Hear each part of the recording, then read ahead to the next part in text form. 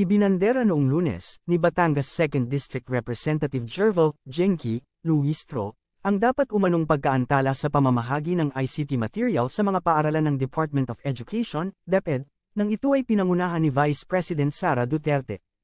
Sa deliberasyon ng budget ng Kamara sa panukalang 2025 budget ng Departamento ng Edukasyon, sinabi ni Luistro, na binanggit ang mga dokumentong nakuha niya, na noong Disyembre taong 2023, nabigo ang DepEd na ipamahagi ang alinman sa mga smart TV at laptop para sa mga guro at non-teaching personnel. Ang pera para dito ay nagmula sa 2023 na budget at patuloy na paglalaan mula 2022.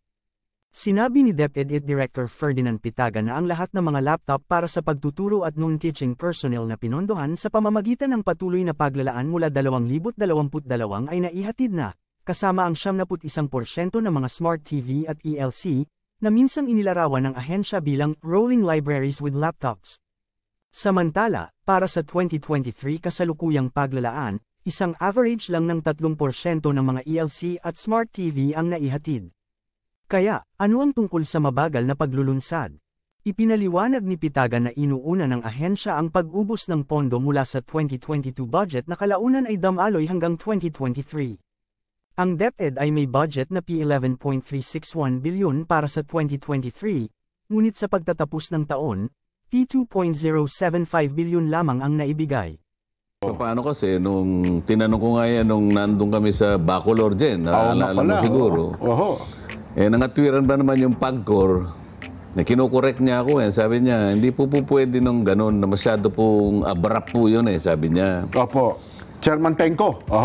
Hindi si Tenko, yung babae. Wala si Tenko doon Anong panahon na yun? Okay. Sinasabi mo lang sa akin dahil ako nagsasabi. Ang aking sinasabi ay nanggaling mismo sa sinabi ng Pangulo.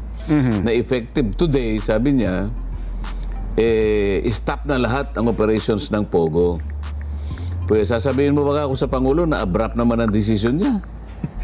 Kasi po kanya merong winding up. Kasi medyo nakukonfuse sila doon sa sinasabing winding up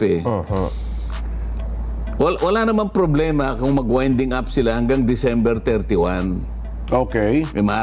Maring humaba pa nga yun Kahit isang taon ng winding up, wala naman tayong problema Kasi, kumbaga sa isang sasakyan na mabilis. Opo. Hindi mo naman siya pwedeng nakaarangkada na ihinto ka ba? Hindi pwede yun. Talagang dahan-dahan mong ihinto. Okay. Parang sa makakuha ka ng tamang na i-break mo na, ihinto ka na. Totally stop na. Pero dito sa Pogo, kasi may mga obligasyon din sila sigurado. Contractual obligations, halimbawa sa mga pinapasahod nilang mga empleyado. Kaya mga supplier po kailangan mabayaran lahat.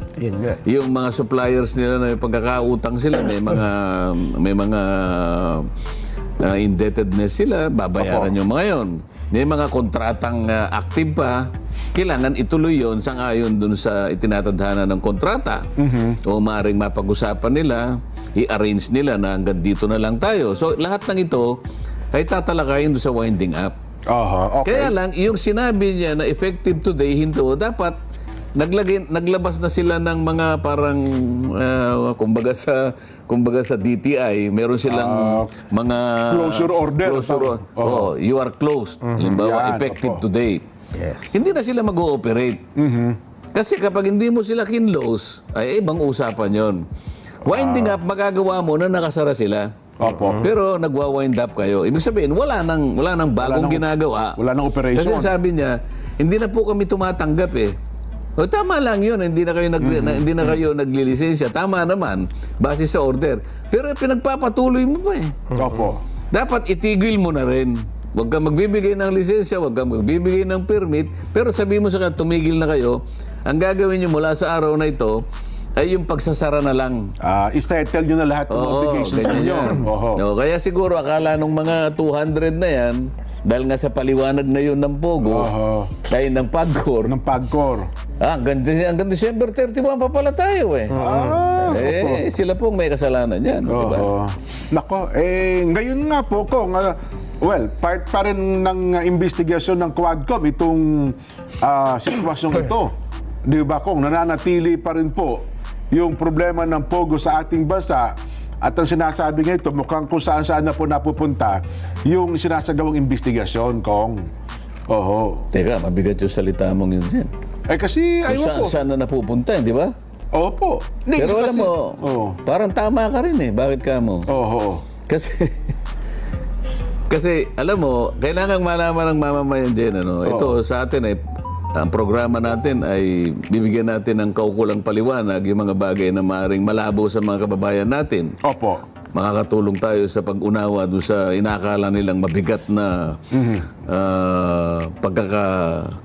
pag-intindi kung saan napupunta itong mabibigat ang issue. Ganito po kasi yan eh. Yung pong ginagawa ng Kongreso na inquiry in aid of legislation, yan po ay constitutional. Tama po. Yan po ay tinatadha ng ating pinakamataas na batas na kung tawagin natin ay Constitution. Talagang ang Kongreso po, yung Kamara at saka yung Senado, Kongreso po yan. Pag pinagsama mo, ang tawag dyan, Kongreso. Opo. Nagkataon lang na dalawang bahagi ang Kongreso, isang Senado at saka isang Kamara. Yes. Pero itong dalawang bahagi na ito, may karapatan silang mag-umpisa, mag-conduct ng inquiry o investigasyon in aid of legislation. Ano pong ibig sabihin nun? Kaya po namin ginaganap ang pag-iimbestiga, hindi dahil gusto naming mag-imbestiga kung anong ginagawa ninyo.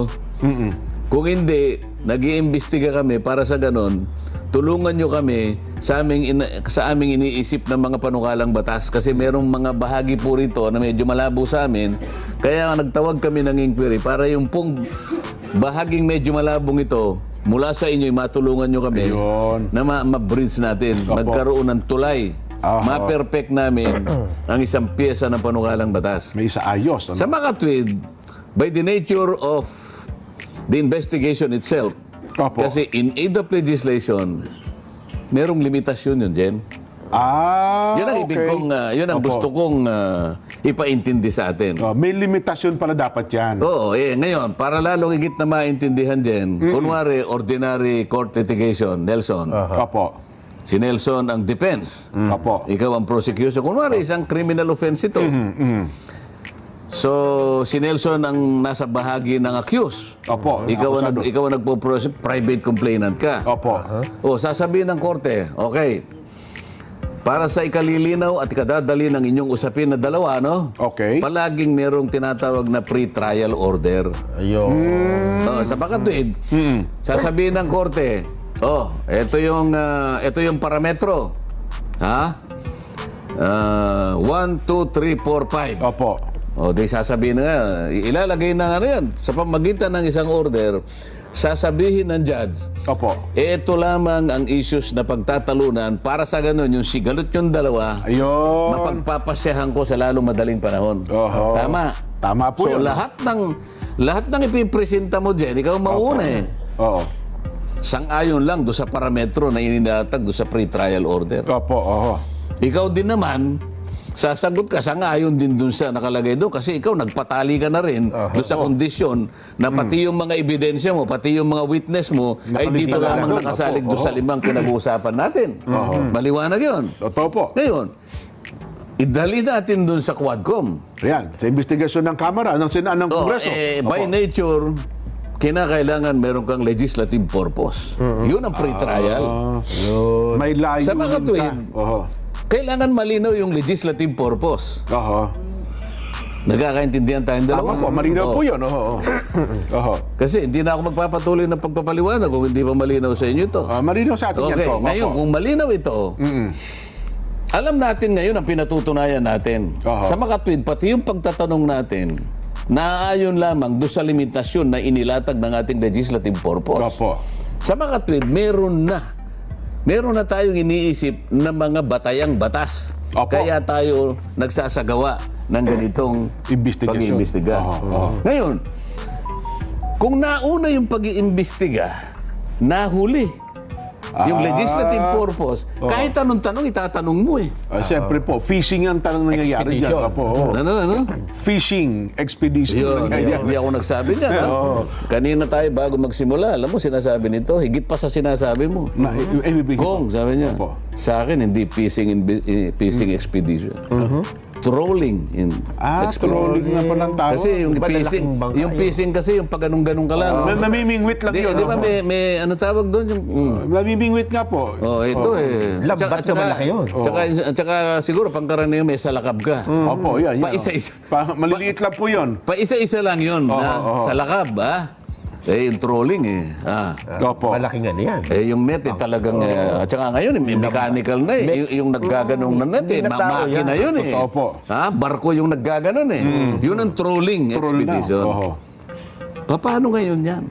Pagka trolling maliit malaki nakuhuli ang pinag-uusapan natin focus tayo nakuha nyo? Focus tayo hindi tinanong saan ka ba nag-aral? Teka muna, kung ako yun, halimbawa, ito pa pala yung hindi, nakalimutan ko Opo. Sa ordinary court litigation, Jen, Nelson, halimbawa, nagumpisa kayo sa piskal, di ba? Kasi yun naman kaso mo kasi, Nelson, kaso Jen, na sinampamulaban kay Nelson. Ito naman, paghalimbawa, Totoo lang po sige. mga kababayan, hindi po nagkasuhan itong dalawang ito. Halimbawa lang po. Ginagamit ko lang pong halimbawa para mas mabilis po yung pag-unawa. Bago napunta sa korte yung kaso mo din, dahil sa ito'y criminal offense, naglatag ka ng kaso sa piskalya. Sa fiscal po, prosecutor's office. Sa piskalya pa lang, ito pagkakaiba sa piskalya pa lang, may karapatan na si Nelson humanap ng abogadong gusto niya na siya magtatanggol sa kanya. Doon lang sa paggagawa ng counter affidavit, siya ang gagawa na yung kanyang abogado. Hanggang sa pakikipag-ano sa piskal, naka-guide yun. Hanggang sa dumating halimbawa sa korte, ang abogado mo sa lahat ng pagkakataon, dedicated sa pagtatanggol sa'yo. Pagdating sa Quadcom, ano ang extent ng engagement? Sabi sa mga rules, you can be assisted by counsel. But the counsel is only limited to advising about your right. Yes, yun lang po. Paano yun? Itanong mo sa akin, paano ba yung, how would the counsel engage by a resource person appearing in the Quadcom be advised on her right or on his right? Hanggang saan ang sasabihin niya? You have the right to meron nga binubulungan siya. Bawal yun. Attorney, subukan mong bulungan, iko-contempt kita. Sinasabi ko lang yung right. Ang sinasabi, bawal na i-coach. Kaya nga, ito nga, dito nga yung pag-uusapan. Paano ngayon yan? Sa court litigation, merong pagkakataong magpatulong sa abogado. Dito, wala ka wala po talaga. O pag binulungan ka, bawal magbulong. Mr. Chair, nakita ko po, binubulungan po ng I am giving you the last warning, ito ngayon ang ating pinag-uusapan din. Ano ba kasi yung parametro? Alam mo kung titingnan mo yung rules every person appearing before legislative inquiries, they have the rights to be protected. Dito lang sa atin, gumawa ka ng survey dyan, merong right of privacy. Siyempre po. Ano pa lang ito, ito, sabing ganun, saan ka nag-graduate? Sir, pwede po bang wag ko na banggitin niya? Kasi, ano naman, mas tinatanong lang kita na yung pagka hindi ganyan. Natakot na yung ganyan. Ano ba ito? Ito, germane pa ba doon sa pinag-uusapan na konektado ba yun sa sinasabi nating legislative purpose? Kapag hindi malinaw yung legislative purpose, hindi rin magiging malinaw yung limitasyon hanggang saan lamang tayo pwedeng magtanong. Ito ang problema. Tama, kasi napanood ko nakikiusap na po ako. Baka pwedeng wag ko nang bagitin kung saan ako nag-aral. Ito rin sabi niya, hindi na po ako nag-aral. Meron pa ako narinig Pwede ko po bang konsultahin yung aking abogado? Tanungin ko. Tinatanong ko lang naman kanya kung naintindihan mo yung tinatanong ko Hindi. Pa nag-abogado? Kung ako siguro, dahil nga, kung alimbawa, malinaw sa akin, meron pong legislative purpose. Kapag pinasadahan mo pa yung mga jurisprudence na kaugnay nito, sinasabi niya, ang isa pang requirement is the doctrine of pertinency. Kung may kaugnay yung tinatanong mo doon sa legislative purpose. Paano kung sumagot ako? What is Kunwari, si Nelson, si Cassandro Ong. Kunwari, Si Cassie. hindi, kaso ka ngayon. Ay, kaso. Ayun Lalaki kay daw Cassie. eh. Oo, Yung po. Cassandra is Cassie. Si Cassie, oo. Kunwari, ikaw si Cassandro Ong. Sumagot ngayon dahil naintindihan niya. He was advised. He was advised adequately by his counsel. Sumagot ngayon. Mr. Chair, sabi niya, I am sorry that I cannot answer your question Opo. because it is not pertinent to the subject of inquiry. Maliwanag yung sagot niya. Magagalit ngayon yung Ay, siyempre po nako. Check Bakit yun. ka pa nakikialam? Magagalit ngayon. Napansin mo ba? Opo. Yung 4 na chairman, hindi yata abogado dyan. Wala doon nata. Oo nga, di ba? pati si Kong Barbers, hindi rin naman abogado, Hindi. pagkakaalam ko. No? Pero yung mga yan, yung 4 na yan dyan, puro kaibigan ko yan. Ay, opo naman. Wala kaming masamang tinapay dyan. Si Kong Paduano, hindi rin. Ano kaya kung halimbawa isang araw nandun ako, itong sinasabi ko ngayon, sinabi ko sa kanila. Pwede ko rin naman gawin yun, di ba? Totoo naman po. Oo. Tsaka Ang sa halimbawa, atin, kaya natin pinapaliwanag ito para maintindihan ng kababayan natin. Kasi gaano at saan mo hugutin lahat ang itatanong mo at sa anong objective. Dapat nakasalig lahat doon sa legislative purpose. Yun ang limitasyon mo kasi dyan eh. O sa maraming jurisprudence, sinabi, hindi ako nagkakamali, Senate versus Neri. The Senate is not a prosecution office. Opo. It is neither a court. O anong ibig sabihin nun? Sa mga tweed, kung ang pinag-uusapan abuses of human rights, extrajudicial killing, and other illegal activities, di ba? Opo. O ipamahala mo na yun sa piskal, Jen. Naku, May mandato yun eh. Malaking tayo issue kasi, ito. limitado tayo opo. in aid of legislation. Until and unless you are able to provide yung mga ginagawa natin ito ay pangtulong para tayo makapagpanukala ng batas, limitado ang ating gawain. Tatanong ko ngayon, sa dami na po ng hearing natin, ano po ba yung threshold natin? Hindi pa po tayo nakahanap ng karampatang mga bagay-bagay para po yung hinahanap natin para makumpleto po natin itong draft na ating ginagawa sa paggawa ng batas, hindi pa po ba natin nakuha? Hanggang kailan po natin ipagpapatuloy ito? Ito yung mga tanong na maaaring maitanong sa kanila. Ako nga po, ano yung threshold? Ako nga, Diba? hanggang ngayon naniniwala, baka wala pa silang na-drop na batas na pwedeng gawin. May kinalaman sa pagdinig na ito eh. Maaari. Hindi ko ba? Kasi nga, ang importante dapat nauna yung legislative purpose. Nako. Opo. Ngayon, pwede mo rin tanongin, with all due respect, Your Honor. Oo. Tandaan mo dyan, puro kaibigan ko to. Opo. With all due respect, Your Honor, do we have an outline of our legislative purpose or purposes? Nako. Okay. Yes, Your Honor. Pwede po bang makita para... Check ho, sasabihin. Okay, ngayon, meron po halimbawa. Can we say at least how much of this legislative purpose or purposes are lacking in terms of content? Kasi, alam mo, pag mayroong kulang doon, kaya tayo naghihiring para mapunan yung kulang na yun eh. So, kailangan nating ma-estimate ngayon yung kakulangan. Can we estimate the deficiency of the itemized legislative purpose or purposes so that we will have an idea as to how much are we supposed to inquire from our resource persons at sino-sino po ang dapat nating kausapin in order to fulfill the deficiency of this legislative purpose. Nako. Tama, hindi ba? Tama po yan. Ngayon, kasi po, kaya ko tinatanong, para malaman po natin yung threshold. Kasi po, baka yung threshold natin 5 resource persons lang, tapos na tayo eh. Hari dawa. Baka naman 30 tanong lang, tapos na tayo. 30,000 na po yung tanong. Wala pa pong... Dapat siguro ko... Hindi, nagkakaintindihan ba tayo? Opo, ang point ko lang dyan ko, baka, dapat siguro may isang congressman na tumindig at magtanong ng ganyan. Kasi kung sa mga resource person, tsak sasabihin, wala kang karapatan magtanong sa amin. Kami lang ang pwede magtanong sa iyo. Di ba? Pero magbasa ka muna. Magbasa tayo ng report. Magbasa ka muna. Report